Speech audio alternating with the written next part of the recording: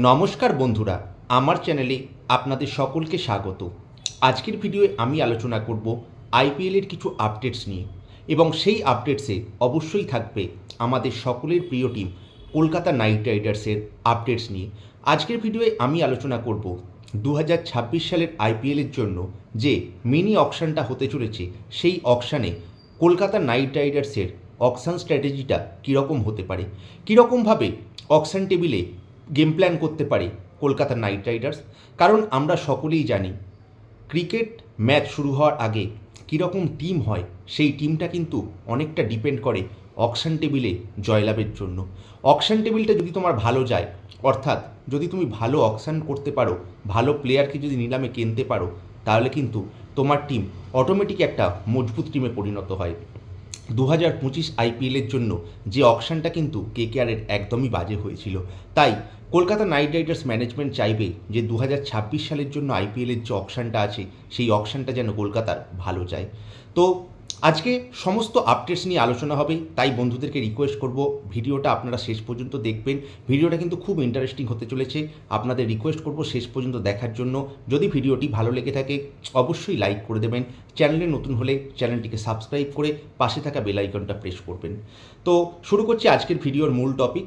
দেখুন, আর কিন্তু হাতে বেশি সময় নেই, আর 4-5 দিন মতো বাকি, তারপরেই কিন্তু সমস্ত টিম কিন্তু নিজেদের রিটেনশন করা প্লেয়ারদের লিস্ট আইপিএল ফ্র্যাঞ্চাইজিগুলো কিন্তু জানিয়ে দেবে আইপিএল গভর্নিং কমিটিকে। অর্থাৎ এই 4-5 দিনের মধ্যেই কিন্তু মোটামুটি টিমটাকে ঠিক করে নিতে হবে যে কোন কোন প্লেয়ারদের কিনতে পারে দলগুলো, বা কোন কোন প্লেয়ারকে রিটেন করবে আইপিএলের দলগুলো। তো সেই রকমই কলকাতা নাইট রাইডার্স ম্যানেজমেন্টও কিন্তু মোটামুটি গেম প্ল্যান করেছিল। তারা কেএল রাহুল এবং সঞ্জু স্যামসনের মতো গুরুত্বপূর্ণ প্লেয়ারকে অকশন টেবিলের আগে যদি ট্রেড করে দিতে পারে, কিন্তু আমার মনে হচ্ছে এখন যেরকম খবর আসছে তাতে কিন্তু এই ট্রেড নিউজটা এখন আর সম্ভব নয়। কারণ কেএল রাহুলের যে ট্রেড হবার ঘটনাটা ছিল, সেটা কিন্তু মোটামুটি প্রায় ক্লোজড হয়ে গেছে বলেই বলা যেতে পারে। কারণ কেএল রাহুল তখনই দিল্লি থেকে কলকাতায় আসতো যদি হচ্ছে যে সঞ্জু স্যামসনকে দিল্লি তুলে নিত। কিন্তু ট্রিস্টান স্টাবস এবং সঞ্জু স্যামসনের মধ্যে যে আইপিএলের আগের ট্রেডের ব্যাপারটা চলছিল, সেটা যখনই ক্লোজ হয়ে যায় তখনই কিন্তু ডিলটা এখানে প্রায় ফাইনাল হয়ে যায় যে কেএল রাহুল কিন্তু কলকাতা নাইট রাইডার্স টিমে আসবে না। কারণ কেএল রাহুল এই রকম প্লেয়ার নয় যে দিল্লি ম্যানেজমেন্টকে স্ট্রেট ওয়ে বলে দেবে আমি তোমাদের হয়ে খেলতে ইচ্ছুক নয়, আমি কলকাতায় যাব। এরকম প্লেয়ার কেএল রাহুল নয়। কেএল রাহুল অত্যন্ত ভদ্র নম্র প্লেয়ার। তো দিল্লি ম্যানেজমেন্টও চেয়েছিল যে কেএল রাহুলকে ওরা হয়তো কেকেআরকে দিয়ে দেবে, কিন্তু কেকেআর থেকে কিছু ভালো ভালো প্লেয়ার নিতে চেয়েছিল। কিন্তু কেকেআর ম্যানেজমেন্টটা একদম স্ট্রিক্ট যে তারা কিন্তু নিজেদের যে কোর টিমটা, কোর প্লেয়ারদের তারা রিলিজ করবে না। তারা নিজেদের যে মেন টিমটা আছে, অর্থাৎ টিমের যে ভারতীয় কোরটা, সেই কোরটা কিন্তু ধরে রাখতে চেয়েছে। তাই কলকাতা নাইট রাইডার্স ম্যানেজমেন্ট যখন ভালো প্লেয়ার দিচ্ছে না, তখন দিল্লি কেন কেএল রাহুলকে দিতে যাবে? এটা একটা স্বাভাবিক ঘটনা। তো এই রকম ঘটনার পরিপ্রেক্ষিতেই মোটামুটি বোঝা যাচ্ছে যে কেএল রাহুল আসার সম্ভাবনা একেবারেই কমে গেছে। সঞ্জু স্যামসনকেও পাওয়া যাবে না, কারণ সঞ্জু স্যামসন নিজেও চেন্নাইয়ের হয়ে খেলতে ইচ্ছুক এবং চেন্নাই ম্যানেজমেন্টও আগ্রহী। ওই ডিলটা নিয়ে আমি গতকাল একটি ভিডিও আলোচনা করেছি যে সঞ্জু স্যামসনের ব্যাপারটা নিয়ে। তো আজকে আমার ভিডিওর যে ব্যাপারটা সেটা ছিল কলকাতা নাইট রাইডার্সের অকশন স্ট্র্যাটেজিটা কীরকম হবে। দেখুন, তাহলে কলকাতা যখন এই দুইজন উইকেট কিপারকে পাচ্ছে না, তখন কলকাতার অবশ্যই টার্গেট করা উচিত একজন ভারতীয় উইকেট কিপার। লুবনীত সিসোদিয়া তো অবশ্যই থাকছে নিজেদের দলে, তারপরেও কলকাতা চাইবে একটা ভালো উইকেট কিপার নিয়ে নিতে। তবে তার আগে তোমাকে নিজের পার্সটাকে গুছিয়ে নিতে হবে, আর নিজের পার্স গুছিয়ে নেওয়ার জন্য কিন্তু তোমাকে কিছু ভালো ভালো প্লেয়ারকে রিলিজ করতে হবে। দেখুন, আপনারা হয়তো সকলেই জানেন এবং আমিও একমত যে ভেঙ্কটেশ আয়ারকে কেকেআর ম্যানেজমেন্ট রিলিজ করবে। কারণ ভেঙ্কটেশকে রিলিজ করলে 23.75 করোড় ইজিলি হাতে চলে আসবে। তার সঙ্গে সঙ্গে কয়েকজন বিদেশি প্লেয়ার, যেমন ধরুন অ্যান্ড্রিট নর্চে 6 কোটির থেকে একটু বেশি দাম, কুইন্টন ডিকক 3 কোটির থেকে বেশি দাম, এছাড়া মঈন আলী, রহমতুল্লাহ গুরবাজ, এরা 2 কোটির বেস প্লেয়ার। স্পেন্সার জনসনকেও হয়তো কলকাতা ছেড়ে দিতে পারে। তাহলে মোটামুটি এই প্লেয়ারগুলোকে যদি ছেড়ে দেয়, তাহলে এই 5 জন বিদেশি এবং সঙ্গে ভেঙ্কটেশ আয়ার, যদি এই 6 জনকেই কলকাতা ছেড়ে দেয়, তাহলেও কিন্তু স্ট্রেটওয়ে 41 কোটি টাকার মতো হাতে থাকছে। আর আইপিএল থেকে যে 5 কোটি টাকা দেয়, অর্থাৎ 46 কোটির মতো টাকা হাতে থাকবে কেকেআর ম্যানেজমেন্টের আইপিএলে অকশনে যাওয়ার আগে, যেটা কিন্তু একটা হিউজ অ্যামাউন্ট। আর অকশন টেবিলে তুমি তখনই ভালো ভালো প্লেয়ারদের কিনতে পারো যখন তোমার হাতে অনেকটা পার্স থাকবে। তাই কলকাতা নাইট রাইডার্স যদি 46 কোটি টাকা হাতে নিয়ে অকশন টেবিলে যায়, ইজিলি ভালো প্লেয়ার কিনতে পারবে। আর বেশি প্লেয়ারকে রিলিজও করতে হচ্ছে না। যে 5জন বিদেশির কথা আমি বললাম, এরা 5জন হয়তো প্রথম একাদশে কখনোই জায়গা পায় না। যে 3জন ফরেন প্লেয়ার সবসময় প্রথম একাদশে জায়গা পায় তারা কারা? তারা হলো আপনার সুনীল নারিন, আন্দ্রে রাসেল এবং আমার মনে হয় তো রোবমন পাওয়ালকেও রেখে দিতে পারে, কারণ রোবমন পাওয়াল ওয়েস্ট ইন্ডিজ দলের ক্যাপ্টেন এবং অত্যন্ত ভালো ফর্মে আছে। কেকেআর হয়ে গত সিজনে অতটা সুযোগ পায়নি, বাট আন্দ্রে রাসেলের একজন ব্যাকআপ হিসাবে রোবমন পাওয়ালকে রেখে দিতে পারে। তাহলে 46 কোটি টাকাটা নিয়ে কলকাতা করবে কি? যেরকম খবর বা আপডেটস ভেসে আসছে তা থেকে বোঝা যাচ্ছে কেকেআর ম্যানেজমেন্ট কিন্তু একজন ফরেন ফাস্ট বোলার মানে প্রিমিয়াম ফাস্ট বোলারের পিছনে ছুটতে চলেছে।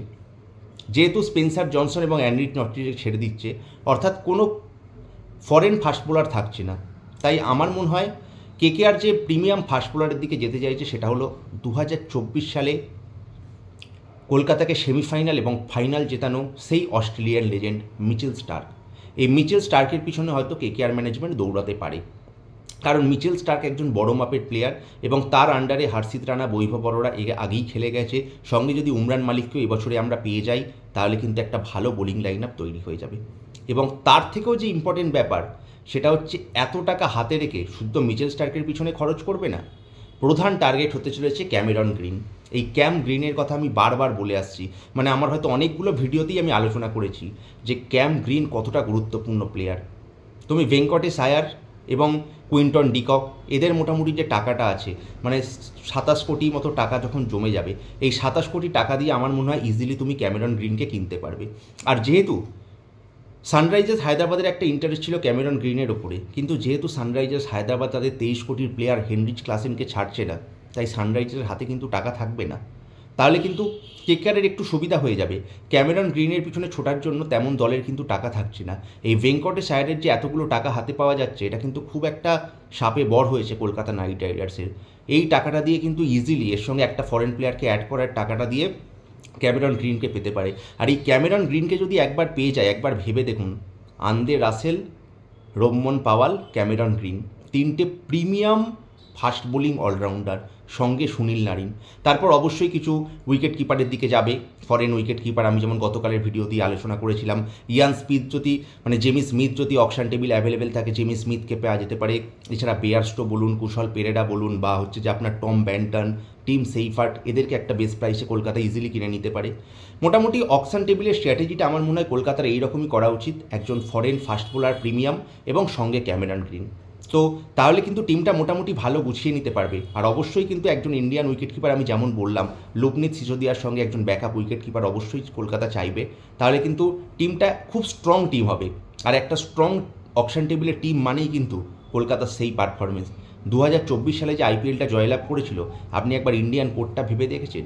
আর সঙ্গে যদি নীতিশ রানা, রাহুল ত্রিপাঠী, এদের ব্যাপারেও কথা হচ্ছে, যদি এদেরকে পাওয়া যায় তাহলে কিন্তু রামনদীপ, রিঙ্কু, রাহানে, এই টিমটার সঙ্গে কিন্তু একদম ইন্ডিয়ান কোর্টটা একদম আগুন জ্বলে যাবে টিমটা কী হবে। তাই আমার মনে হয় কলকাতার অকশন টেবিলের স্ট্র্যাটেজিটা এরকমই করা উচিত। তো আর বেশি দিন হাতে সময় নেই, অবশ্যই আমরা সব কিছু জানতে পেরে যাব কিছুদিনের মধ্যেই। তো আমার এই আজকের ভিডিওটা আপনাদের কেমন লাগলো অবশ্যই জানাবেন। যদি ভিডিওটা ভালো লেগে থাকে অবশ্যই একটু লাইক করে দেবেন। চ্যানেলে নতুন হলে চ্যানেলটা কিন্তু সাবস্ক্রাইব করতে একদম ভুলবেন না, কারণ আপনার করা ছোট্ট সাবস্ক্রাইব, একটু লাইক এবং একটু শেয়ার কিন্তু নিজেকে অনেক মোটিভেট করে নতুন নতুন ভিডিও বানানোর জন্য, নতুনভাবে লাইভে আসার জন্য। তো আজকের মতো মোটামুটি বন্ধুরা এটুকুই। আবার দেখা হচ্ছে আগামী কোনো লাইভ অনুষ্ঠানে বা অন্য কোনো ভিডিওতে। ধন্যবাদ, নমস্কার।